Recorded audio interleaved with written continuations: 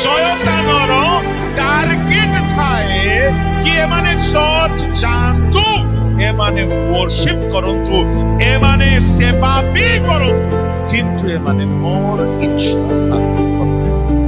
ତାର ଇଚ୍ଛା ହଉଛି ଆମେ କେମିତି କରିହେଲେ ଅନାଜ୍ଞା, ସେଇଟା ତାହାର ଇଚ୍ଛା।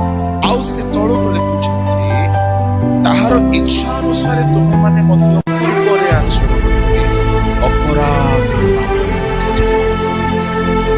ଶୟତାନର ଇଚ୍ଛା ଅନୁସାରେ ଆଚରଣ ଯୋଉମାନେ କରନ୍ତି, ଶୟତାନର ଇଚ୍ଛା ହେଉଛି ଅନାଜ୍ଞା।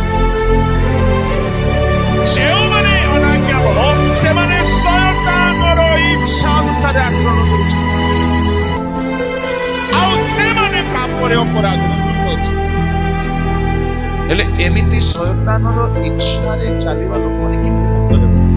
ଲେଖା ଅଛି 2 ତିମୋଥୀ 2:36। ଆଉ ଯେଉଁ ଶୟତାନ ସେମାନଙ୍କୁ ତାହାର ଇଚ୍ଛା ସାଧନ କରିବା ନିମନ୍ତେ ବନ୍ଦୀ କରିଅଛି, ସଚେତନ ହୋଇ ତାହାର ଫାନ୍ଦରୁ ମୁକ୍ତ ହେବେ। ଶୟତାନ ନିଜର ଇଚ୍ଛା ସାଧନ କରାଇବା ପାଇଁ ଅନେକକୁ ବାନ୍ଧି ଦେଇଥାଏ, କେମିତି ମୁକ୍ତ ହେବେ ଜାଣିଛନ୍ତି?